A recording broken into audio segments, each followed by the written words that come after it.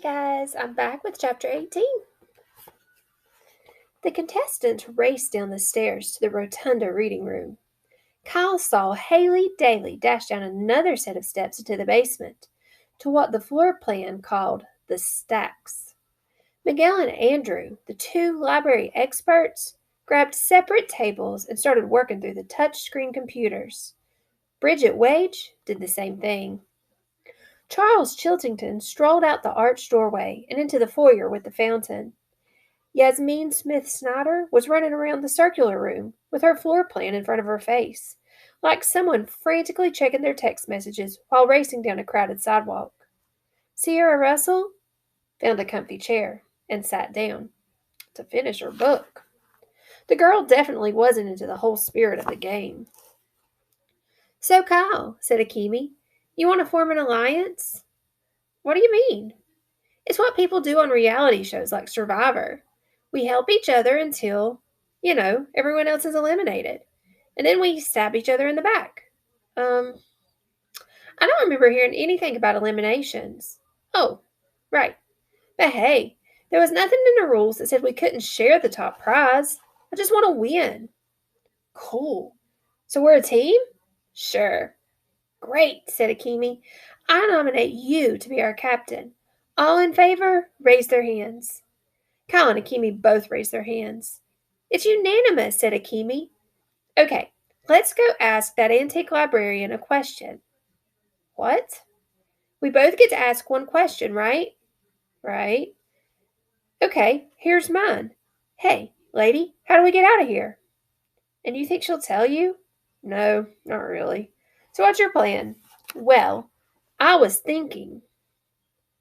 Suddenly, Yasmin shouted, "I win!" The rest of them stopped what they were doing. It was just like last night when Kyle found dessert in the most obvious place. To get out of the library, all we have to do is use one of the fire exits. Duh!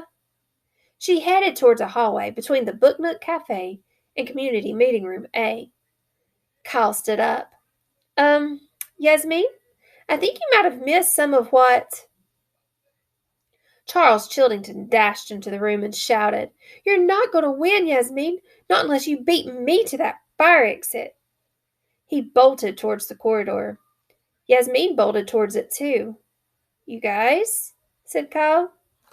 Kyle could see a red exit light glowing at the far end of the hallway. Charles and Yasmin were sprinting. Charles stumbled and fell. Yasmin kept running, harder, faster.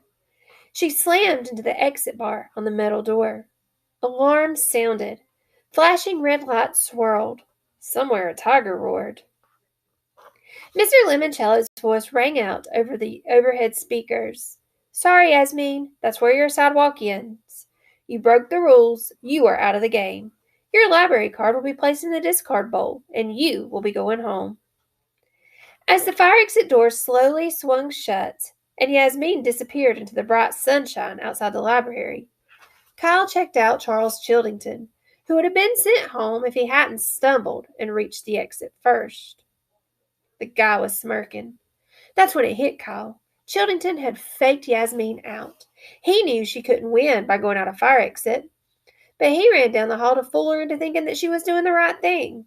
Oh yeah, Chiltington was definitely in it to win it, no matter who he had to trample. Whistling casually, Charles strolled back into the lobby. "What's Chiltington doing out in the entrance hall?" said Akemi. "They told us the way out isn't the way in." Before Kyle could answer, Andrew Peckelman started shouting at Miguel, who had wandered over to Peckelman's table. "Get away! You're trying to steal my idea!" "No, man," said Miguel. "I just happened to see your screen. I don't think that particular periodical..." "You know what, Miguel? I don't really care what you think. This isn't school. This is the public library, and you're not the boss in here. So just leave me alone." Miguel tossed up his hands. "No problem, bro. Just trying to help." "Huh. You mean help me lose."